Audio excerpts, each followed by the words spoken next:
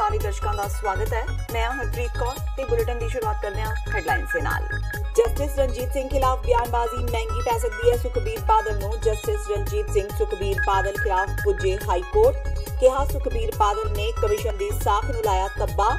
Commissions of inquiry act 1952 ਦੇ ਆਧਾਰ ਤੇ ਹੋਵੇ ਕਾਰਵਾਈ। 1987 ਬੈਚ ਦੇ IPS ਅਧਿਕਾਰੀ ਦਿਨਕਰ ਗੁਪਤਾ ਬਣੇ ਪੰਜਾਬ ਦੇ ਨਵੇਂ DGP। ਸੁਰੇਸ਼ ਅਰੋੜਾ ਤੋਂ ਬਾਅਦ ਸੰਭਾਲਣਗੇ ਪੰਜਾਬ ਦੀ ਕਮਾਨ। ਵਿਰੋਧੀ ਧਿਰਾਂ ਨੇ ਕਿਹਾ ਪਾਰਟੀ ਲੀਹਾਂ ਦੇ ਨਾਲ ਜੁੜਨ ਨਵੇਂ DGP। ਸੁਪਰੀਮ ਕੋਰਟ ਵਿੱਚ ਇੱਕ ਅੰਮ੍ਰਿਤਧਾਰੀ ਵਕੀਲ ਨੂੰ ਕਿਰਪਾਨ ਸਮੇਤ ਜਾਣ ਤੋਂ ਰੋਕਣ ਦਾ ਮਾਮਲਾ ਆਇਆ ਸਾਹਮਣੇ। ਵਕੀਲ ਅੰਮ੍ਰਿਤਪਾਲ ਸਿੰਘ ਖਾਲਸਾ ਨੇ ਚੀਫ ਜਸਟਿਸ ਰੰਜਨ ਗੋਗੋਈ ਨੂੰ ਕੀਤੀ ਸ਼ਿਕਾਇਤ। ਕਿਹਾ ਜਿਸ ਕਾਨੂੰਨ ਤਹਿਤ ਉਹਨਾਂ ਨੂੰ ਰੋਕਿਆ ਗਿਆ ਉਹ ਸਿਰਫ ਹਵਾਈ ਅੱਡਿਆਂ ਤੇ ਹੁੰਦਾ ਹੈ ਲਾਗੂ। ਫਰਜ਼ੀ ਟਰੈਵਲ ਏਜੰਟਾਂ ਖਿਲਾਫ ਸੂਬਾ ਸਰਕਾਰ ਕਰੇ ਸਖਤ ਕਾਰਵਾਈ। ਵਿਦੇਸ਼ ਮੰਤਰਾਲੇ ਨੇ ਮੁੱਖ ਮੰਤਰੀ ਕੈਪਟਨ ਅਮਰਿੰਦਰ ਸਿੰਘ ਨੂੰ ਫਰਜ਼ੀ ਟਰੈਵਲ ਏਜੰਟਾਂ ਖਿਲਾਫ ਸਖਤ ਰੁਖ ਅਪਣਾਉਣ ਦੀ ਕਹੀ ਗੱਲ। ਮੁੱਖ ਮੰਤਰੀ ਨੇ ਵੀ ਟਵੀਟ ਕਰਕੇ ਕਿਹਾ ਕਰ ਰਹੇ ਹਾਂ ਸਖਤ ਕਾਰਵਾਈ। ਤੇ ਉੱਤਰ ਭਾਰਤ ਸਮੇਤ ਪੂਰੇ ਪੰਜਾਬ ਵਿੱਚ ਮੀਂਹ ਦੇ ਨਾਲ ਤੇਜ਼ ਗੜੇਮਾਰੀ। ਜਿੱਥੇ ਮੌਸਮ ਹੋਇਆ ਠੰਡਾ ਉੱਥੇ ਹੀ ਕਿਸਾਨਾਂ ਦੇ ਸਾਹ ਸੂਤੇ। ਫਸਲਾਂ ਬਰਬਾਦ ਕਰ ਰਹੀ ਹੈ ਇਹ ਗੜੇਮਾਰੀ। ਤੇ ਹੁਣ ਇਹਨਾਂ ਖਬਰਾਂ ਦਾ ਵਿਸਥਾਰ।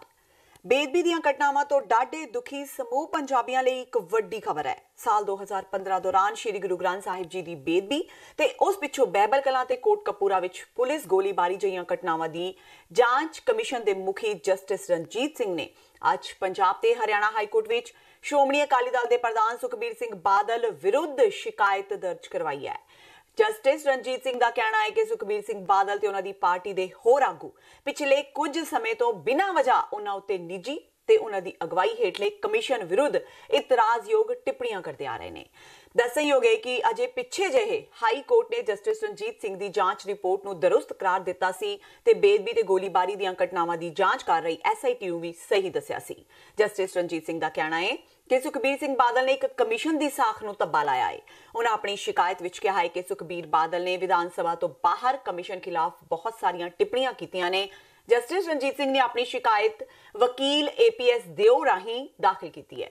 ਸ਼ਿਕਾਇਤ ਵਿੱਚ ਕਿਹਾ ਗਿਆ ਹੈ ਕਿ ਸੁਖਬੀਰ ਬਾਦਲ ਵਿਰੁੱਧ ਕਮਿਸ਼ਨਸ ਆਫ ਇਨਕੁਆਇਰੀ ਐਕਟ 1952 ਦੀਆਂ ਧਾਰਾਵਾਂ ਦੇ ਆਧਾਰ ਤੇ ਕਾਰਵਾਈ ਕੀਤੀ ਜਾਵੇ। ਮੰਨਿਆ ਜਾ ਰਿਹਾ ਹੈ ਕਿ ਜੇ ਅਦਾਲਤ ਨੇ ਇਸ ਮਾਮਲੇ ਵਿੱਚ ਸੁਣਵਾਈ ਪਿੱਛੋਂ ਸੁਖਬੀਰ ਬਾਦਲ ਵਿਰੁੱਧ ਫੈਸਲਾ ਸੁਣਾ ਦਿੱਤਾ ਤਾਂ ਉਹਨਾਂ ਨੂੰ 6 ਮਹੀਨੇ ਕੈਦ ਜਾਂ ਜੁਰਮਾਨਾ ਜਾਂ ਫਿਰ ਦੋਵੇਂ ਹੋ ਸਕਦੇ ਨੇ। ਪੰਜਾਬ ਪੁਲਿਸ ਦੇ ਅਗਲੇ ਡਾਇਰੈਕਟਰ ਜਨਰਲ ਦੀ ਨਿਯੁਕਤੀ ਕਰ ਦਿੱਤੀ ਗਈ ਹੈ। 1987 ਬੈਚ ਦੇ IPS ਅਧਿਕਾਰੀ ਦਿਨਕਰ ਗੁਪਤਾ ਨੂੰ ਅੱਜ ਪੰਜਾਬ ਪੁਲਿਸ ਦੇ ਨਵੇਂ ਡਾਇਰੈਕਟਰ ਜਨਰਲ ਵਜੋਂ ਨਿਯੁਕਤ ਕੀਤਾ ਗਿਆ ਹੈ। ਪੰਜਾਬ ਦੇ ਮੁੱਖ ਮੰਤਰੀ ਕੈਪਟਨ ਅਮਰਿੰਦਰ ਸਿੰਘ ਵੱਲੋਂ ਅੱਜ ਦਿਨਕਰ ਗੁਪਤਾ ਦੇ ਨਾਮ ਉੱਤੇ ਅਗਲੇ DGP ਵਜੋਂ ਮੋਹਰ ਲਗਾ ਦਿੱਤੀ ਗਈ। ਨਵੇਂ ਨਿਯੁਕਤ DGP ਦਿਨਕਰ ਗੁਪਤਾ ਨੇ ਅੱਜ ਸ਼ਾਮੀ 4 ਵਜੇ ਆਪਣਾ ਅਹੁਦਾ ਸੰਭਾਲਿਆ। ਦਿਨਕਰ ਗੁਪਤਾ ਇਸੇ ਹਫ਼ਤੇ UPSC ਵੱਲੋਂ ਭੇਜੀ ਗਈ 3 ਨਾਮਾਂ ਦੀ ਸੂਚੀ ਵਿੱਚ ਸਭ ਤੋਂ ਉੱਪਰ ਸਨ। ਇਹ ਸਾਰੇ ਅਧਿਕਾਰੀ ਇੱਕੋ ਹੀ ਬੈਚ ਦੇ ਸੀਨੀਅਰ ਸਨ। ਜ਼ਿਕਰਯੋਗ ਹੈ ਕਿ ਇਸ ਤੋਂ ਪਹਿਲਾਂ ਦਿਨਕਰ ਗੁਪਤਾ ਇੰਟੈਲੀਜੈਂਸ ਦੇ DGP ਸਨ, ਜਿਨ੍ਹਾਂ ਕੋਲ ਇੰਟੈਲੀਜੈਂਸ ਵਿੰਗ, ਅਤਵਾਦੀ ਵਿਰੋਧੀ टीम ਤੇ OCCUVC।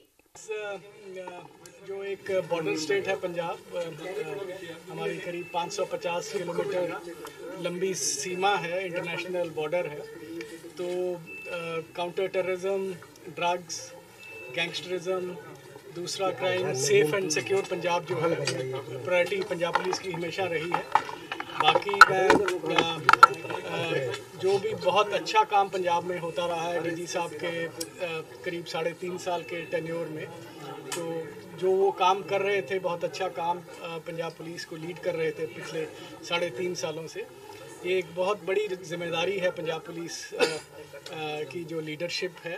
तो मैं वो कोशिश करूँगा कि जिस दिशा में DG साहब सुरेश अरोड़ा साहब लेके जा रहे थे तो उस दिशा में हम आगे काम करते रहेंगे। देखो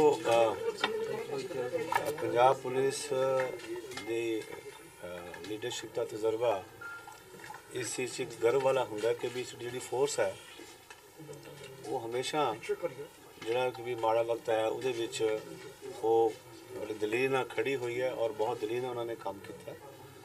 ਔਰ ਜਿਨ੍ਹਾਂ ਸਾਥ ਮੈਨੂੰ मेरी फोर्स का मिले और लोगों का विश्वास का मिले और खासकर मीडिया का मिले, तो मैं सारा का दिलों धन्यवादी हूँ। उधर दिनकर गुप्ता की नियुक्ति ते लोक इंसाफ पार्टी के मुखी सिमरजीत सिंह बैंस ने टिप्पणी की है। बैंस ने दिनकर गुप्ता नूं DGP सुरेश अरोड़ा की ਕਾਰਬਨ ਕਾਪੀ ਦੱਸਿਆ ਹੈ। ਹਾਲਾਂਕਿ ਬੈਂਸ ਨੇ ਉਮੀਦ ਜਤਾਉਂਦਿਆਂ ਕਿਹਾ ਹੈ ਕਿ ਗੁਪਤਾ ਪਿਛਲੇ ਸਮੇਂ ਦੌਰਾਨ ਹੋਈਆਂ ਗਲਤੀਆਂ ਤੋਂ ਸਿੱਖਣਗੇ ਤੇ ਉਹਨਾਂ ਵਿੱਚ ਸੁਧਾਰ ਕਰਨਗੇ ਤੇ ਇੱਕ ਨਿਰਪੱਖ ਅਧਿਕਾਰੀ ਬਣ ਕੇ ਸੂਬੇ ਵਿੱਚ ਪੁਲਿਸ ਦੇ ਕੰਮ ਨੂੰ ਅੱਗੇ ਵਧਾਉਣਗੇ। ਉਹਨਾਂ ਕਿਹਾ ਕਿ ਪੰਜਾਬ ਵਿੱਚ ਨਸ਼ਾ ਮਾਫੀਆ ਸਮੇਤ ਕਈ ਸਮੱਸਿਆਵਾਂ ਨੇ ਜਿਨ੍ਹਾਂ ਦਾ ਪੁਲਿਸ ਨੂੰ ਡਟ ਕੇ ਮੁਕਾਬਲਾ ਕਰਨਾ ਹੋਵੇਗਾ।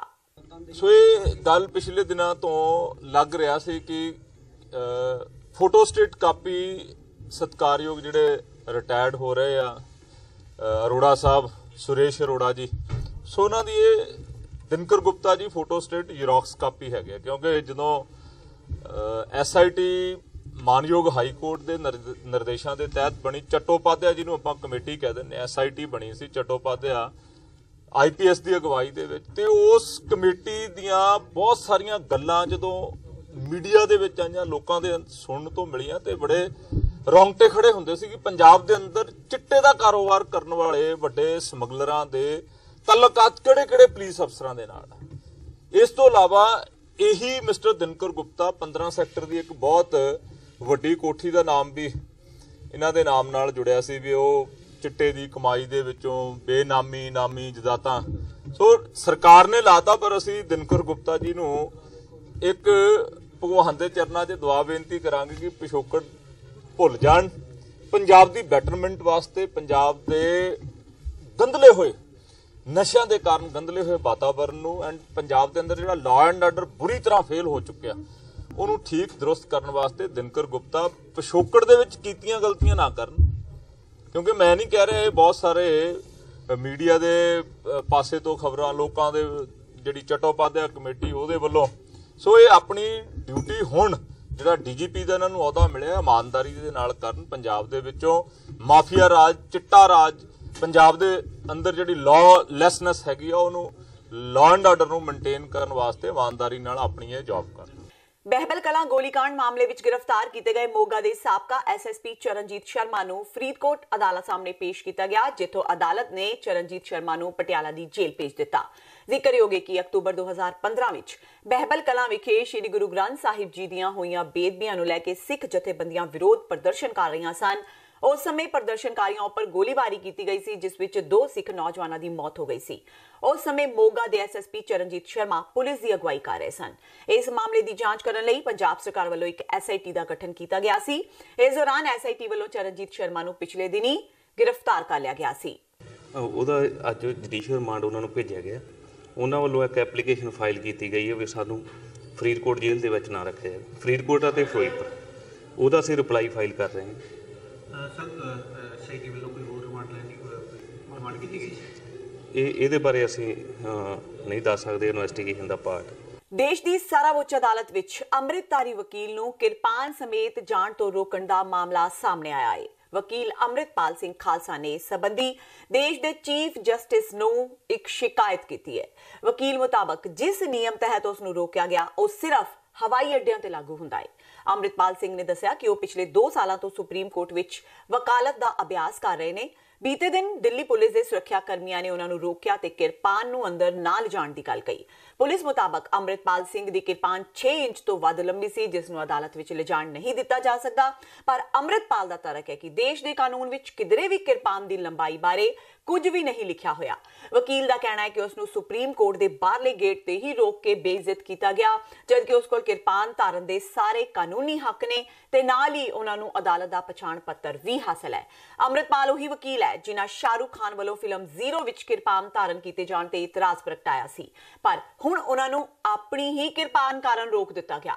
ਅੰਮ੍ਰਿਤਪਾਲ ਸਿੰਘ ਖਾਲਸਾ ਨੇ ਚੀਫ ਜਸਟਿਸ ਰੰਜਨ ਗੋਗੋਈ ਨੂੰ ਇਸ ਮਾਮਲੇ ਦੀ ਸ਼ਿਕਾਇਤ ਭੇਜੀ ਹੈ ਤੇ ਜਵਾਬ ਦੀ ਉਡੀਕ ਕੀਤੀ ਜਾ ਰਹੀ ਹੈ। Yeah, so the issue is very simple. I am a practicing advocate. I am appearing from 2 years in this court. I appear parties person also. I am a Sikh by religion. I carry a kirpan. Every time I am harassed, humiliated, given a third-class treatment at the gates, security gates, because they say that the kirpan is not allowed inside. They say 6 inches is not allowed. I say show a circular which regulates the size of kirpan. They don't have anything. The 6 inches is the concept they quote, that is of the aircrafts. that is used in BCA Circular 14 of 2005. Now, this is not an airport or aircraft. That is exclusively for aircrafts, maybe Bureau of Civil Aviation. And according to me, they cannot frame rules. They see the Constitution is crystal clear. This wearing and carrying of kirpan shall be deemed to be in the practice of Sikh religion. Kirpans, I'm using plural. There's a plural mention. There's no size in the Constitution. There's an exemption in Arms Act. How can you frame a rule? You can fix a size. Armenia ਵਿੱਚ ਫਸੇ ਕਪੂਰਥਲਾ ਦੇ 3 ਨੌਜਵਾਨਾਂ ਦੀ ਸੰਗਰੂਰ ਤੋਂ ਸੰਸਦ member Bhagwant Mann ਨੇ ਸਾਰ ਲਈ ਹੈ, ਜਿਸ ਤੋਂ ਬਾਅਦ 1 ਹਫ਼ਤੇ ਦੇ ਅੰਦਰ ਉਹਨਾਂ ਦੀ ਘਰ ਵਾਪਸੀ ਹੋ ਸਕਦੀ ਹੈ। ਇਹਨਾਂ ਨੌਜਵਾਨਾਂ ਵੱਲੋਂ ਵੀਡੀਓ ਬਣਾ ਕੇ ਭਗਵੰਤ ਮਾਨ ਨੂੰ ਵਾਪਸੀ ਲਈ ਗੁਹਾਰ ਲਗਾਈ ਗਈ ਸੀ। ਭਗਵੰਤ ਮਾਨ ਨੇ ਦੱਸਿਆ ਕਿ ਉਹਨਾਂ ਨੇ ਵਿਦੇਸ਼ ਮੰਤਰਾਲੇ ਵਿੱਚ ਪਹੁੰਚ ਕੇ ਅਰਮੀਨੀਆ ਅੰਬੈਸੀ ਨਾਲ ਸੰਪਰਕ ਕਰਕੇ ਫਸੇ ਨੌਜਵਾਨਾਂ ਨਾਲ ਗੱਲਬਾਤ ਕੀਤੀ ਤੇ ਉਹਨਾਂ ਦਾ ਸੰਪਰਕ ਉੱਥੋਂ ਦੀ ਅੰਬੈਸੀ ਨਾਲ ਕਰਵਾਇਆ। ਮਾਨ ਨੇ ਕਿਹਾ ਕਿ ਜਦੋਂ ਇਹ ਵੀਡੀਓ ਵਾਇਰਲ ਹੋਈ ਤਾਂ ਉਹਨਾਂ ਨੇ ਵਿਦੇਸ਼ ਮੰਤਰਾਲੇ ਨੂੰ ਇਹ ਵੀਡੀਓ ਭੇਜੀ। ਵਿਦੇਸ਼ ਮੰਤਰਾਲਾ ਨੇ ਤੁਰੰਤ ਕਾਰਵਾਈ ਕਰਦਿਆਂ ਇਹਨਾਂ ਨੌਜਵਾਨਾਂ ਦੀ ਸਾਰ ਲਈ ਤੇ ਹੁਣ ਇਹ ਨੌਜਵਾਨ ਵਿਦੇਸ਼ ਮੰਤਰਾਲੇ ਦੇ ਸੰਪਰਕ ਵਿੱਚ ਨੇ। ਅੱਜ ਉਹਨਾਂ ਨੂੰ ਅੰਬੈਸੀ ਬੁਲਾਇਆ ਗਿਆ ਤੇ ਉਹਨਾਂ ਦੇ ਨਾਲ ਅਰਮੀਨੀਆ ਬੈਠੇ ਕਥਿਤ ਏਜੰਟ ਨੂੰ ਵੀ ਬੁਲਾਇਆ ਗਿਆ। ਇਸ ਤੋਂ ਬਾਅਦ ਇਹਨਾਂ ਨੂੰ ਵਤਨ ਭੇਜਣ ਲਈ ਕੋਸ਼ਿਸ਼ ਕੀਤੀ ਜਾਵੇਗੀ ਤੇ 1 ਹਫ਼ਤੇ ਦੇ ਅੰਦਰ ਉਹਨਾਂ ਦੀ ਵਤਨ ਵਾਪਸੀ ਹੋਵੇਗੀ। ਸਤਿ ਸ਼੍ਰੀ ਅਕਾਲ ਜੀ ਸਾਰੇ ਵੀਰ ਭੈਣ ਭਰਾਵਾਂ ਨੂੰ ਜੀ। ਅਸੀਂ ਅਰਮੀਨੀਆ ਤੋਂ ਅਸੀਂ ਵੀਡੀਓ ਪਾਈ ਸੀ ਕਿ ਮਾਨ ਸਾਹਿਬ ਤੱਕ ਸਾਡੀ ਆਵਾਜ਼ ਨੂੰ ਪਹੁੰਚਾਇਆ ਜਾਵੇ। ਉਹ ਵੀਡੀਓ ਮਾਨ ਸਾਹਿਬ ਤੱਕ ਪਹੁੰਚ ਚੁੱਕੀ ਹੈ ਜੀ। ਮਾਨ ਸਾਹਿਬ ਜੀ ਦੇ ਤੱਕ ਪਹੁੰਚ ਚੁੱਕੀ ਹੈ ਜੀ। ਉਹਨਾਂ ਨੇ ਸਾਨੂੰ ਫੋਨ ਕੀਤਾ ਜੀ, ਸਾਡਾ ਹਾਲ ਚਾਲ ਪੁੱਛਿਆ। ਅਸੀਂ ਉਹਨਾਂ ਨੂੰ ਆਪਣਾ ਦੱਸਿਆ ਕਿ ਸਾਡਾ ਹਾਲਤ ਕੀ ਹੈ ਇਸ ਟਾਈਮ। ਫਿਰ ਉਹਨਾਂ ਨੇ ਸਾਡੀ ਹੈਲਪ ਕੀਤੀ। ਉਹਨਾਂ ਨੇ ਵਿਦੇਸ਼ ਮੰਤਰਾਲੇ ਨਾਲ ਗੱਲਬਾਤ ਕੀਤੀ। ਵਿਦੇਸ਼ ਮੰਤਰਾਲੇ ਨਾਲ ਗੱਲਬਾਤ ਕਰਕੇ ਸਾਡੀ ਗੱਲਬਾਤ ਅੰਬੈਸੀ ਤੱਕ ਪਹੁੰਚਾਈ। ਸਾਨੂੰ ਅੰਬੈਸੀ ਦੇ ਵਿੱਚੋਂ ਕਾਲ ਕੀਤੀ ਗਈ। ਉਹਨਾਂ ਨੇ ਸਾਨੂੰ ਬੁਲਾਇਆ, ਸਾਡੀ ਗੱਲਬਾਤ ਨੂੰ ਸੁਣਿਆ, ਸਾਡੀ ਹੈਲਪ ਕੀਤੀ, ਸਾਡਾ ਖਾਣ ਪੀਣ ਦਾ, ਸਾਡਾ ਰਹਿਣ ਸਹਿਣ ਦਾ ਇੰਤਜ਼ਾਮ ਕੀਤਾ। ਅਸੀਂ ਧੰਨਵਾਦ ਕਰਦੇ ਹਾਂ ਵਿਦੇਸ਼ ਮੰਤਰਾਲੇ ਜੀ ਦਾ, ਧੰਨਵਾਦ ਕਰਦੇ ਹਾਂ ਮਾਨ ਸਾਹਿਬ ਜੀ ਦਾ, ਧੰਨਵਾਦ ਕਰਦੇ ਹਾਂ ਉਹ ਭੈਣ ਭਰਾਵਾਂ ਦਾ ਜਿਨ੍ਹਾਂ ਨੇ ਸਾਡੇ ਲਈ ਦਿਨ ਰਾਤ ਦੁਆਵਾਂ ਕੀਤੀਆਂ। ਪਿਛਲੇ ਦਿਨੀ ਅਰਮੀਨੀਆ ਦੇ ਵਿੱਚ ਜਿਹੜੇ ਪੰਜਾਬੀ ਫਸੇ ਹੋਏ ਸੀ ਉਹਨਾਂ ਨੇ ਵੀਡੀਓ ਵਾਇਰਲ ਕੀਤੀ ਸੀ ਮੇਰਾ ਨਾਮ ਲੈ ਕੇ, ਤੇ ਮੈਂ ਵਿਦੇਸ਼ ਮੰਤਰਾਲੇ ਕੋਲੇ ਪਹੁੰਚ ਕੀਤੀ। ਉਹਨਾਂ ਮੁੰਡਿਆਂ ਦੀ ਅੰਬੈਸੀ ਨਾਲ ਗੱਲ ਕਰਵਾਈ ਤੇ ਅੰਬੈਸੀ ਨੇ ਉਹਨਾਂ ਦੀ ਦੇਖਭਾਲ ਕੀਤੀ। ਇਸ ਵਕਤ ਉਹ ਮੁੰਡੇ ਜਿਹੜੇ ਅੰਬੈਸੀ ਦੀ ਦੇਖ ਰੇਖ 'ਚ ਨੇ ਤੇ ਬੜੀ ਜਲਦੀ ਉਹਨਾਂ ਦੇ ਵਤਨ ਵਾਪਸ ਆਉਣ ਦੀ ਸੰਭਾਵਨਾ ਹੈ। ਉਹਨਾਂ ਮੁੰਡਿਆਂ ਨੇ ਵੀਡੀਓ ਦੇ ਵਿੱਚ ਇਹ ਗੱਲ ਵੀ ਕਹੀ ਸੀ ਕਿ ਅਸੀਂ ਜਿਹੜੀ ਰਿਪੋਰਟ ਲਿਖਾਈ ਸੀ ਢਿਲਮਾ ਥਾਣੇ ਦੇ ਵਿੱਚ ਸਾਡੇ ਘਰਦਿਆਂ ਨੇ ਕਪੂਰਥਲਾ ਜ਼ਿਲ੍ਹੇ ਦੇ ਵਿੱਚ, ਕਿਉਂਕਿ ਉਹ ਭਲੱਥ ਹਲਕੇ ਦੇ ਮੁੰਡੇ ਨੇ, ਉਹ ਉੱਥੇ ਕੋਈ ਕਾਰਵਾਈ ਨਹੀਂ ਹੋਈ ਪੁਲਿਸ ਵੱਲੋਂ। 15-20 ਦਿਨ ਹੋ ਗਏ ਇਹਨਾਂ ਜਾਲੀ ਟਰੈਵਲ ਏਜੰਟਾਂ ਦੇ ਖਿਲਾਫ ਜਿਨ੍ਹਾਂ ਨੇ 4-4 ਲੱਖ ਰੁਪਏ ਉਹਨਾਂ ਤੋਂ ਲੁੱਟਿਆ। ਸੋ ਮੈਂ ਵੀ ਇਹ ਗੱਲ ਤੇ ਜ਼ੋਰ ਦਿੱਤਾ ਕਿ ਇੰਨਾ ਲਿਖਣ ਇੰਨਾ ਬੋਲਣ ਦੇ ਬਾਵਜੂਦ ਵੀ ਪੰਜਾਬ ਸਰਕਾਰ ਕਾਰਵਾਈ ਕਿਉਂ ਨਹੀਂ ਕਰਦੀ। ਜਿਹੜੇ ਏਜੰਟ ਨੇ ਉਹ ਭੋਲੇ ਭਾਲੇ ਲੋਕਾਂ ਨੂੰ ਝੂਠੇ ਸੁਪਨੇ ਦਿਖਾ ਕੇ ਇਹਨਾਂ ਮੁਲਕਾਂ 'ਚ ਲੈ ਜਾਂਦੇ ਨੇ ਤੇ ਬਾਅਦ ਦੇ ਵਿੱਚ ਵਿਦੇਸ਼ ਮੰਤਰਾਲੇ ਨੂੰ ਜਾਂ ਮੇਰੇ ਕੋਲੇ ਵੀਡੀਓ ਭੇਜਦੇ ਨੇ, ਉਹਨਾਂ ਨੂੰ ਕਾਰਵਾਈ ਕਰਕੇ ਉਹਨਾਂ ਨੂੰ ਵਾਪਸ ਬੁਲਾਉਣਾ ਪੈਂਦਾ। ਟਰੈਵਲ ਏਜੰਟਾਂ ਵੱਲੋਂ ਵਿਦੇਸ਼ ਭੇਜਣ ਦੇ ਨਾਮ ਤੇ ਲਗਾਤਾਰ ਲੋਕਾਂ ਨਾਲ ਕੀਤੀ ਜਾ ਰਹੀ ਧੋਖਾਧੜੀ ਨੂੰ ਲੈ ਕੇ ਵਿਦੇਸ਼ ਮੰਤਰੀ ਸੁਸ਼ਮਾ ਸਵਰਾਜ ਨੇ ਪੰਜਾਬ ਦੇ ਮੁੱਖ ਮੰਤਰੀ ਕੈਪਟਨ ਅਮਰਿੰਦਰ ਸਿੰਘ ਨੂੰ ਇੱਕ ਟਵੀਟ ਕਰ ਉਹਨਾਂ ਤੇ ਕਾਰਵਾਈ ਕਰਨ ਲਈ ਕਿਹਾ ਹੈ। ਪੰਜਾਬ ਅੰਦਰ ਗੈਰ ਕਾਨੂੰਨੀ ਢੰਗ ਨਾਲ ਚੱਲ ਰਹੇ ਟਰੈਵਲ ਏਜੰਟਾਂ ਦੇ ਦਫ਼ਤਰਾਂ ਤੇ ਕਾਰਵਾਈ ਕੀਤੀ ਜਾਵੇ। ਟਵੀਟ ਵਿੱਚ ਲਿਖਿਆ ਹੈ ਕਿ ਉਹਨਾਂ ਪੰਜਾਬ ਦੇ ਮੁੱਖ ਮੰਤਰੀ ਕੈਪਟਨ ਅਮਰਿੰਦਰ ਸਿੰਘ ਨੂੰ ਪੰਜਾਬ ਨਾਲ ਸੰਬੰਧਿਤ ਟਰੈਵਲ ਏਜੰਟਾਂ ਨੂੰ ਗ੍ਰਿਫਤਾਰ ਕਰਨ ਲਈ ਆਖਿਆ ਹੈ, ਜਿਸ ਦਾ ਜਵਾਬ ਦਿੰਦਿਆਂ ਪੰਜਾਬ ਦੇ ਮੁੱਖ ਮੰਤਰੀ ਕੈਪਟਨ ਅਮਰਿੰਦਰ ਸਿੰਘ ਨੇ ਟਵੀਟ ਕਰਕੇ ਕਿਹਾ ਕਿ ਸੁਸ਼ਮਾ ਸਵਰਾਜ ਜੀ ਇੱਕ ਕੇਸ ਪਹਿਲਾਂ ਹੀ ਰਜਿਸਟਰ ਹੋ ਚੁੱਕਾ ਹੈ ਤੇ ਉਹ ਡੀਜੀਪੀ ਪੰਜਾਬ ਪੁਲਿਸ ਨੂੰ ਨਿਰਦੇਸ਼ ਦੇ ਚੁੱਕੇ ਨੇ ਕਿ ਉਹ ਸ਼ੱਕੀਆਂ ਦੇ ਖਿਲਾਫ ਤੁਰੰਤ ਕਾਰਵਾਈ ਕਰਨ। ਤੇ ਹੁਣ ਵੇਲਾ ਹੋ ਗਿਆ ਬ੍ਰੇਕ ਦਾ। ਬਾਕੀ ਦੀਆਂ ਖਬਰਾਂ ਇਸ ਬ੍ਰੇਕ ਤੋਂ ਬਾਅਦ।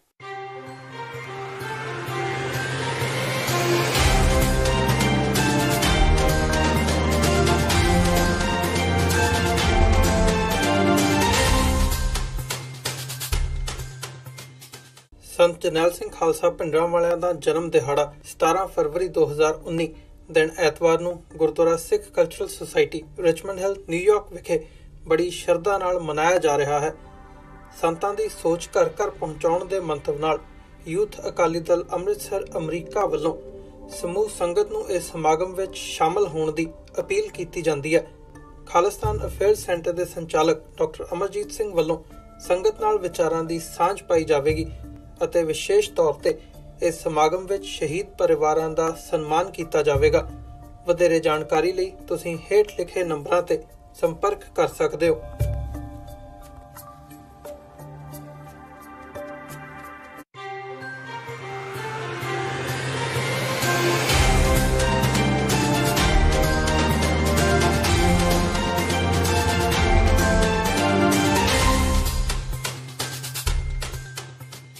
ਬ੍ਰੇਕ ਤੋਂ ਬਾਅਦ TV 84 ਦੇ ਖਬਰਾਂ ਦੇ ਬੁਲੇਟਿਨ ਵਿੱਚ ਸਵਾਗਤ ਹੈ। ਵਧਦੇ ਹਾਂ ਅਗਲੀ ਖਬਰ ਵੱਲ। ਲੁਧਿਆਣਾ ਸਿਟੀ ਸੈਂਟਰ ਮਾਮਲੇ ਵਿੱਚ ਸਾਬਕਾ DGP ਸੁਮੇਧ ਸੈਣੀ ਵੱਲੋਂ ਲਗਾਈ ਗਈ ਪਟੀਸ਼ਨ ਦੀ ਅੱਜ ਲੁਧਿਆਣਾ ਦੀ ਅਦਾਲਤ ਵਿੱਚ ਸੁਣਵਾਈ ਹੋਈ। ਇਸ ਦੌਰਾਨ ਦੋਹਾਂ ਧਿਰਾਂ ਦੇ ਵਕੀਲਾਂ ਦੀ ਅੱਧਾ ਘੰਟਾ ਬਹਿਸ ਹੋਈ, ਜਿਸ ਤੋਂ ਬਾਅਦ ਅਦਾਲਤ ਨੇ ਇਸ ਮਾਮਲੇ ਦੀ ਅਗਲੀ ਸੁਣਵਾਈ 21 ਫਰਵਰੀ ਰੱਖੀ ਹੈ। 21 ਤਰੀਕ ਨੂੰ ਸੁਮੇਧ ਸੈਣੀ ਤੇ ਮੁੱਖ ਮੰਤਰੀ ਕੈਪਟਨ ਅਮਰਿੰਦਰ ਸਿੰਘ ਅਦਾਲਤ ਵਿੱਚ ਪੇਸ਼ ਹੋ ਸਕਦੇ ਨੇ। Advocate Ramanpreet Singh Sandhu, counsel for Shri Sumedh Singh Saini, retired DGP Punjab. ਅੱਜ ਆਰਗੂਮੈਂਟਸ ਤੇ ਰਿਬਟਲ ਕੰਕਲੂਡ ਹੋ ਗਿਆ ਜੀ ਅੱਜ, ਤੇ ਜਿਨ੍ਹਾਂ ਮਾਨਯੋਗ ਆਨਰੇਬਲ ਕੋਰਟ ਨੇ ਨਾਓ 21 February is fixed for the order on our application, and ਉਸ ਡੇਟ ਤੇ ਮਾਨਯੋਗ ਅਦਾਲਤ will decide be whether to call or not, whether we are required to be heard or not. And ਜੋ ਅਸੀਂ ਅੱਜ ਰਿਬਟਲ 'ਚ state arguments ਬਾਰੇ ਦੱਸਿਆ ਸੀ ਵੀ ਕਿਵੇਂ ਦੇ ਹੈਵ ਬਿਨ ਸ਼ਿਫਟਿੰਗ ਸਟੈਂਡਸ, ਅਸੀਂ ਜੋ ਚਲਾਨ ਪ੍ਰੈਜ਼ੈਂਟ ਕੀਤਾ ਸੀ 2007 ਦੇ ਵਿੱਚ, ਉਹ ਅਰਾਊਂਡ 150 ਵਿਟਨੈਸਿਸ ਅਸੀਂ ਐਗਜ਼ਾਮਿਨ ਕਰਕੇ ਇੱਕ ਬਹੁਤ ਡਿਟੇਲਡ, ਬਹੁਤ ਸਾਇੰਟਿਫਿਕ ਤਰੀਕੇ ਨਾਲ ਡਾਕੂਮੈਂਟਰੀ ਐਵੀਡੈਂਸ ਦੇ ਬੇਸ ਤੇ ਅਸੀਂ ਚਲਾਨ ਤਿਆਰ ਕਰਕੇ ਕੋਰਟ 'ਚ ਦਿੱਤਾ ਸੀ।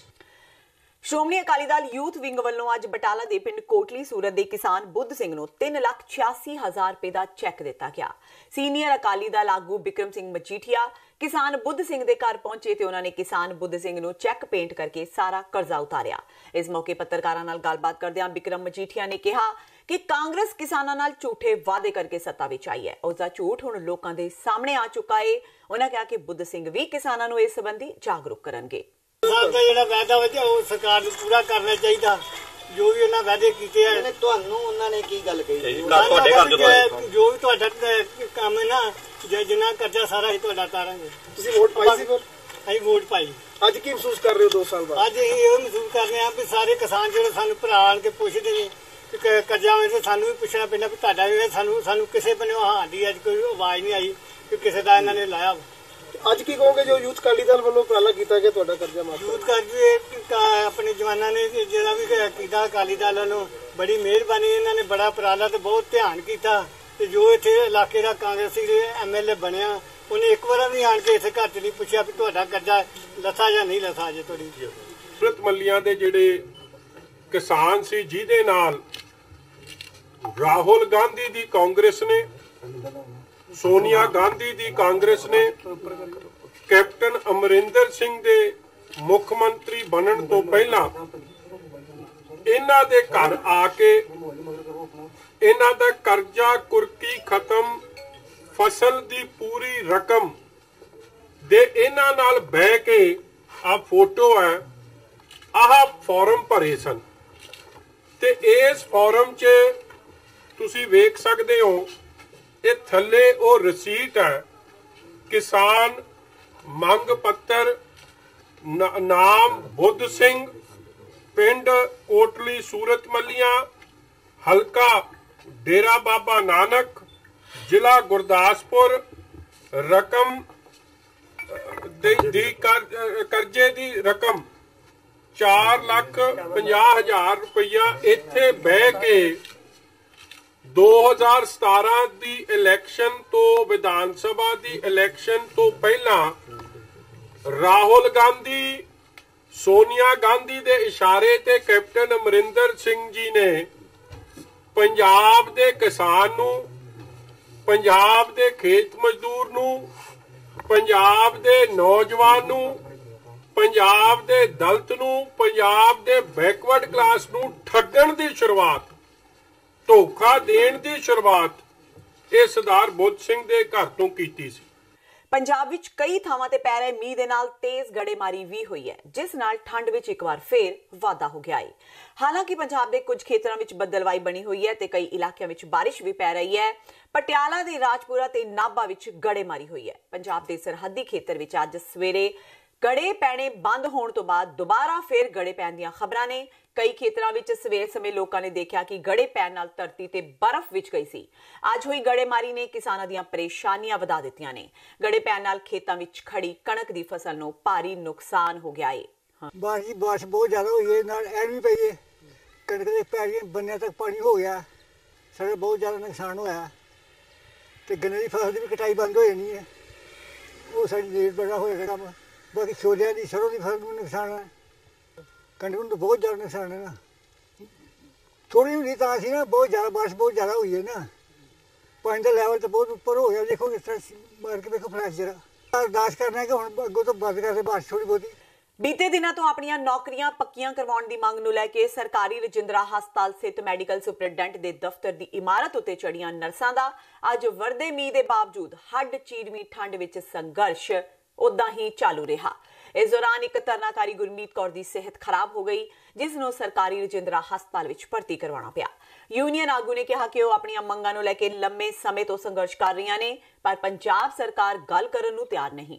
आगू ने कहा कि उन्होंने विभाग के अधिकारी गल करन दी बजाय अपने गर्म कमरियां दा आनंद लै रहे ने। जिक्रयोग है कि सरकारी रजिंदरा हस्पताल मैडिकल कॉलेज ते TB हस्पताल पटियाला समेत गुरु नानक हस्पताल ते मैडिकल कॉलेज अमृतसर विच ठेके ते काम करदियां नर्सां ते चौथा दर्जा स्टाफ वल्लों सेवावां पक्कियां करवाउण लई हड़ताल की जा रही है। पता ही है कि कल तो जी साडी ममटी ने बैठे हैं जी स्ट्राइक चल रही है, पंजाब सरकार के नाल फाइट चल रही है, तो ये चीज़ नूं देखदे होए परमात्मा भी साडा साथ दे रहा, परमात्मा भी रोन लग गया कि इन्ना कहर जिहड़ा आ वो दुनिया ते हो रहा है। परमात्मा रो रहा है इस हिसाब नाल कि असीं इन्ने बारिश दे विच भी बैठे हैं ममटी दे उत्ते ते जिहड़े साडे उच्च अधिकारी आ वो अपने आराम फरमा रहे हैं घरे। हजे तक उन्हां नूं इह नहीं होया भी रात दियां कल दियां कुड़ियां उपर बैठियां, इन्ना मींह तूफान आया होया ਉਹਦੇ ਵਿੱਚ ਅਸੀਂ ਕੁੜੀਆਂ ਨੂੰ ਦੇਖੀਏ ਜਾ ਕੇ, ਕੋਈ ਵੀ ਉੱਚ ਅਧਿਕਾਰੀ ਹਜੇ ਤੱਕ ਨਹੀਂ ਪਹੁੰਚਿਆ। ਕੋਈ ਟੈਂਕੀ ਤੇ ਚੜੇ, ਕੋਈ ਛੱਤ ਤੇ ਚੜੇ, ਕੈਪਟਨ ਨੂੰ ਕਿਸੇ ਦੀ ਕੋਈ ਪਰਵਾਹ ਨਹੀਂ ਹੈ। ਇਨ੍ਹਾਂ ਸ਼ਬਦਾਂ ਦਾ ਪ੍ਰਗਟਾਵਾ ਸ਼੍ਰੋਮਣੀ ਅਕਾਲੀ ਦਲ ਦੇ ਪ੍ਰਧਾਨ ਤੇ ਸਾਬਕਾ ਮੁੱਖ ਮੰਤਰੀ ਸੁਖਬੀਰ ਸਿੰਘ ਬਾਦਲ ਨੇ ਸਨੌਰ ਵਿਖੇ ਪੱਤਰਕਾਰਾਂ ਨਾਲ ਗੱਲਬਾਤ ਕਰਦਿਆਂ ਕੀਤਾ। ਸੁਖਬੀਰ ਬਾਦਲ ਨੇ ਕਿਹਾ ਕਿ ਪਟਿਆਲਾ ਕੈਪਟਨ ਅਮਰਿੰਦਰ ਸਿੰਘ ਦਾ ਆਪਣਾ ਸ਼ਹਿਰ ਹੈ, ਆਪਣਾ ਹਲਕਾ ਹੈ ਤੇ ਇੱਥੇ ਉਸਦੇ ਆਪਣੇ ਹੀ ਵੋਟਰ ਨੇ, ਪਰ ਕੈਪਟਨ ਵੱਲੋਂ ਇਹਨਾਂ ਦੀ ਹੀ ਸੁਣਵਾਈ ਨਹੀਂ ਕੀਤੀ ਜਾ ਰਹੀ। ਸੁਖਬੀਰ ਬਾਦਲ ਨੇ ਕੈਪਟਨ ਤੇ ਵਰਦਿਆਂ ਕਿਹਾ ਕਿ ਕੈਪਟਨ ਤੋਂ ਹਰ ਵਰਗ ਦੁਖੀ ਹੈ। ਇਹਨਾਂ ਨੇ ਬਿਜਲੀ ਦੇ ਰੇਟ ਇੰਨੇ ਵਧਾ ਦਿੱਤੇ, ਅੱਜ 20-25 ਹਜ਼ਾਰ ਇੱਕ ਗਰੀਬ ਦਾ ਬਿਜਲੀ ਦਾ ਬਿੱਲ ਆ ਗਿਆ। ਜਿਹੜੇ SC ਭਾਈਚਾਰਾ ਤੇ BC ਭਾਈਚਾਰਾ ਜਿਹਨੂੰ 200 ਯੂਨਿਟ ਬਿਜਲੀ ਦੇ ਫ੍ਰੀ ਦਿੰਦੇ ਸੀ, ਉਹ ਵੀ ਇਸ ਕਾਂਗਰਸ ਸਰਕਾਰ ਨੇ ਉਹ ਸਾਰਾ ਬੰਦ ਕਰ ਦਿੱਤਾ ਤੇ ਵਿਚਾਰਿਆਂ ਨੂੰ ਹੁਣ ਬਹੁਤ ਬਿੱਲ ਆ ਰਿਹਾ। SC ਸਕਾਲਰਸ਼ਿਪ ਤੁਸੀਂ ਦੇਖ ਲਓ, ਸੈਂਟਰ ਸਰਕਾਰ ਨੇ SC ਸਕਾਲਰਸ਼ਿਪ ਦੇ ਪੈਸੇ ਭੇਜੇ ਤੇ ਪੰਜਾਬ ਸਰਕਾਰ ਨੇ ਹੋਰ ਕਿਤੇ ਵਰਤ ਲਏ ਤੇ ਘੱਟੋ ਘੱਟ 5-6 ਲੱਖ SC ਬੱਚੇ ਜਿਹੜੇ ਅਸੀਂ ਸਾਡੀ ਸਰਕਾਰ ਬਾਦਲ ਸਾਹਿਬ ਦੀ ਸਰਕਾਰ ਦੇ ਦੌਰਾਨ ਕਾਲਜਾਂ 'ਚ ਸਕੂਲਾਂ 'ਚ ਐਡਮਿਸ਼ਨ ਲੈਂਦੇ ਸੀ, ਉਹਨਾਂ ਦੀ ਸਾਰੀ ਪੜ੍ਹਾਈ ਮੁਫਤ ਸੀ, ਪਰ ਕੈਪਟਨ ਨੇ ਉਹ ਪੈਸਾ ਦਿੱਤਾ ਨਹੀਂ। ਅੱਜ 5-6 ਲੱਖ ਬੱਚੇ ਪੜ੍ਹਾਈ ਤੋਂ ਵਾਂਝੇ ਹੋ ਗਏ। ਸੋ ਇਹ ਜੀ ਨਿਕੰਮੀ ਸਰਕਾਰ ਮੈਂ ਕਹਿੰਦਾ ਪੰਜਾਬ 'ਚ ਨਹੀਂ ਆ ਸਕਦੀ। ਪੰਜਾਬ ਦੀ ਜਨਤਾ ਨੂੰ ਬਦਲਾ ਲੈਣਾ ਚਾਹੀਦਾ ਹੈ ਇਸ ਹੰਕਾਰੀ ਰਾਜ ਦੇ। ਪੰਜਾਬ ਸਰਕਾਰ ਵੱਲੋਂ ਬੇਰੋਜ਼ਗਾਰਾਂ ਨੂੰ ਰੋਜ਼ਗਾਰ ਦੇਣ ਦੇ ਵੱਡੇ ਦਾਅਵੇ ਕੀਤੇ ਗਏ ਸਨ ਤੇ ਇਹਨਾਂ ਦਾਅਵਿਆਂ ਦੀ ਪੋਲ ਖੁੱਲਦੀ ਦਿਖਾਈ ਦੇ ਰਹੀ ਹੈ। ਬਰਨਾਲਾ ਦੇ ਪਿੰਡ ਸੇਖਾ ਦੇ ਇੱਕ ਨੌਜਵਾਨ ਸੁਖਵਿੰਦਰ ਸਿੰਘ ਵੱਲੋਂ ਖੁਦਕੁਸ਼ੀ ਕਰਨ ਦਾ ਮਾਮਲਾ ਸਾਹਮਣੇ ਆਇਆ ਹੈ। ਖੁਦਕੁਸ਼ੀ ਕਰਨ ਵਾਲਾ 45 ਸਾਲਾ ਸੁਖਵਿੰਦਰ ਸਿੰਘ ਪੇਸ਼ੇ ਵਜੋਂ ਦਰਜੀ ਸੀ ਤੇ ਕੰਮਕਾਰ ਚਲਾਉਣ ਲਈ ਉਸਨੇ ਕੁਝ ਸਮਾਂ ਪਹਿਲਾਂ बैंक तो 3 लाख रुपए का कर्जा लिया सी। कर्जा ना मोड़न करके नौजवान मानसिक रूप विच परेशान रहंदा सी, जिस दे चलदियां उसने पक्खे नाल लटक के खुदकुशी कर लई। मृतक अपने पिछे 2 बच्चे ते पत्नी छड़ गया है। सुखविंदर दे रिश्तेदारां ने खुदकुशी लई समय दियां सरकारां नूं जिम्मेवार दस्सिया है। उन्हां कहा कि सरकार चोणां वेले नौजवानां नूं रोजगार देण दे वादे करदियां ने, पर मुड़ रोजगार नहीं देंदियां ते इस कारण नौजवान खुदकुशियां दे राह तुर पैंदे ने। ਇਹਦਾ ਨਾਮ ਜੀ ਸੁਖਵਿੰਦਰ ਸਿੰਘ ਸੀਗਾ ਜੀ। ਇਹ ਕੱਪੜੇ ਦਾ ਸਿਲਾਈ ਦਾ ਕੰਮ ਕਰਦਾ ਸੀਗਾ ਜੀ। ਇਹਨੇ ਕਰਜ਼ਾ ਕੁਰਜ਼ਾ ਲਿਆ ਸੀਗਾ ਜੀ ਬੈਂਕਾਂ ਤੋਂ, ਹੋਰ ਵੀ ਕਿਸੇ ਦਾ ਪਿੰਡ ਪੁੰਡ 'ਚ ਦੇਣਾ ਲੈਣਾ ਸੀਗਾ ਜੀ। ਇਹ ਟੈਨਸ਼ਨ 'ਚ ਰਹਿੰਦਾ ਸੀ ਮਹੀਨੇ ਦਾ ਜੀ। ਤੇ ਇਹ ਬਰਨਾਲੇ ਕੋਈ ਆਪਦੀ ਦਵਾਈ ਦੂਈ ਲੈਣ ਆਇਆ ਸੀ ਜੀ। ਇਹਦਾ ਪਰਿਵਾਰ ਮਤਲਬ ਕਿਸੇ ਦੇ ਰੋਕ ਰਾਖ ਦੀ ਗਵਾੜ 'ਚ ਉੱਥੇ ਗਈ ਸੀ, ਆ ਕੇ ਜਿਹਨੇ ਪੱਖੇ ਨਾਲ ਲੜ ਕੇ ਫਾਹਾ ਲੈ ਲਿਆ ਜੀ। ਇਹ ਵਿਆਹ ਵਰੇ ਸੀ, 2 ਬੱਚੇ ਨੇ ਜੀ ਇਹਦੇ। ਕਰਜ਼ਾ ਕਿੰਨਾ ਕਿਸੇ ਕਰਜ਼ਾ ਹੈਗਾ 3.5 ਲੱਖ ਰੁਪਈਆ ਜੀ। ਕੰਮ ਇਹ ਟੇਲਰ ਦਾ ਕਰਦਾ ਸੀਗਾ, ਕੱਪੜੇ ਕੁੱਪੜੇ ਸਿਉਂਦਾ ਸੀਗਾ ਜੀ। ਬਸ ਰੁਜ਼ਗਾਰ ਜਾਂ ਮਸੀਂ ਚੱਲਦਾ ਸੀ ਵਿਚਾਰੇ ਦਾ ਜੀ, ਮਸੀਂ ਪਾਲਦਾ ਜੀ ਬੱਚਿਆਂ ਦਾ ਪੇਟ ਜੀ। ਬਹੁਤ ਔਖਾ ਸੀਗਾ ਜੀ। ਸਰਕਾਰਾਂ ਵਾਅਦੇ ਕਰਦੀਆਂ ਨੇ ਜੀ, ਦੇਖੋ ਜੀ ਵੀ ਆਪ ਕਰਜ਼ਾ ਮਾਫ ਕਰ ਦਿਆਂਗੇ, ਉਹ ਕਰ ਦਿਆਂਗੇ, ਬਹੁਤ ਕਰ ਦਿਆਂਗੇ, ਲਾਰੇ ਲਾਈ ਜਾਂਦੀਆਂ ਨੇ ਜੀ। ਕੁਝ ਕਰਦੀਆਂ ਨੇ ਨਾ ਕਿਸਾਨਾਂ ਦਾ ਕਰਦੀਆਂ ਨੇ ਜੀ, ਕਿਸੇ ਦਾ ਰੁਜ਼ਗਾਰ ਦਾ ਨਹੀਂ ਕਰਦੀਆਂ ਜੀ। ਵਾਅਦੇ ਕਰਕੇ ਜੀ ਮੁੱਕਰ ਗਈਆਂ। ਬੇਰੁਜ਼ਗਾਰੀ ਦੀ, ਹਾਂ ਬੇਰੁਜ਼ਗਾਰੀ ਦੀ ਸਾਰੇ ਜ਼ਿਮੀਂਦਾਰਾਂ ਦੀ ਵੀ, ਸਾਰੇ ਕਿਸਾਨ ਵੀ ਬਹੁਤ ਔਖੇ ਨੇ ਜੀ। ਗੜੇ ਪਈ ਜਾਂਦੇ ਨੇ ਜੀ, ਉਹਨਾਂ ਦਾ ਨਹੀਂ ਕਰਦੇ ਜੀ, ਕਿਸੇ ਦਾ ਵੀ ਨਹੀਂ ਕਰਦੇ ਜੀ। ਸਾਰੀ ਡਾਊਨ ਨੇ ਜੀ ਲੋਕ। ਤੇ ਇਹ ਸਨ ਹੁਣ ਤੱਕ ਦੀਆਂ ਖਬਰਾਂ। ਜਾਂਦੇ ਇੱਕ ਵਾਰ ਫੇਰ ਨਜ਼ਰ ਮਾਰਦੇ ਹਾਂ ਮੁੱਖ ਖਬਰਾਂ ਤੇ। ਜਸਟਿਸ ਰਣਜੀਤ ਸਿੰਘ ਖਿਲਾਫ ਬਿਆਨਬਾਜ਼ੀ ਮਹਿੰਗੀ ਪੈ ਸਕਦੀ ਹੈ। ਸੁਖਬੀਰ ਬਾਦਲ ਨੂੰ ਜਸਟਿਸ ਰਣਜੀਤ ਸਿੰਘ ਸੁਖਬੀਰ ਬਾਦਲ ਖਿਲਾਫ ਪੁੱਜੇ ਹਾਈ ਕੋਰਟ। ਕਿਹਾ ਸੁਖਬੀਰ ਬਾਦਲ ਨੇ ਕਮਿਸ਼ਨ ਦੀ ਸਾਖ ਨੂੰ ਲਾਇਆ ਤੱਬਾ। ਕਮਿਸ਼ਨਸ ਆਫ ਇਨਕੁਆਇਰੀ ਐਕਟ 1952 ਦੇ ਆਧਾਰ ਤੇ ਹੋਵੇ ਕਾਰਵਾਈ। 1987 ਬੈਚ ਦੇ IPS ਅਧਿਕਾਰੀ ਦਿਨਕਰ ਗੁਪਤਾ ਬਣੇ ਪੰਜਾਬ ਦੇ ਨਵੇਂ DGP। ਸੁਰੇਸ਼ ਅਰੋੜਾ ਤੋਂ ਬਾਅਦ ਸੰਭਾਲਣਗੇ ਪੰਜਾਬ ਦੀ ਕਮਾਨ। ਵਿਰੋਧੀ ਧਿਰਾਂ ਨੇ ਕਿਹਾ ਪਾਰਟੀ ਲੀਹਾਂ ਦੇ ਨਾਲ ਤੁਰਨ ਨਵੇਂ DGP। ਸੁਪਰੀਮ ਕੋਰਟ ਵਿੱਚ ਇੱਕ ਅੰਮ੍ਰਿਤਧਾਰੀ ਵਕੀਲ ਨੂੰ ਕਿਰਪਾਨ ਸਮੇਤ ਜਾਣ ਤੋਂ ਰੋਕਣ ਦਾ ਮਾਮਲਾ ਆਇਆ ਸਾਹਮਣੇ। ਵਕੀਲ ਅੰਮ੍ਰਿਤਪਾਲ ਸਿੰਘ ਖਾਲਸਾ ਨੇ ਚੀਫ ਜਸਟਿਸ ਰੰਜਨ ਗੋਗੋਈ ਨੂੰ ਕੀਤੀ ਸ਼ਿਕਾਇਤ। ਕਿਹਾ ਜਿਸ ਕਾਨੂੰਨ ਤਹਿਤ ਉਹਨਾਂ ਨੂੰ ਰੋਕਿਆ ਗਿਆ ਉਹ ਸਿਰਫ ਹਵਾਈ ਅੱਡਿਆਂ ਤੇ ਹੁੰਦਾ ਹੈ ਲਾਗੂ। फर्जी ट्रैवल एजेंटा खिलाफ सूबा सरकार करे सख्त कार्रवाई। विदेश मंत्रालय ने मुख्यमंत्री कैप्टन अमरिंदर सिंह नूं फर्जी ट्रैवल एजेंटा खिलाफ सख्त रुख अपनाउण दी कही गल। मुख्यमंत्री ने भी ट्वीट करके कर रहे हैं सख्त कार्रवाई। ते उत्तर भारत समेत पूरे पंजाब विच मींह दे नाल तेज गड़ेमारी। जिथे मौसम होया ठंडा उत्थे ही किसानां दे साह सूते, फसलां बर्बाद कर रही है एक गड़ेमारी। इस नाल ही TV 84 दा खबरां दा बुलेटिन खत्म हुंदा है। मैनूं हरप्रीत कौर नूं दिओ इजाजत। सत श्री अकाल।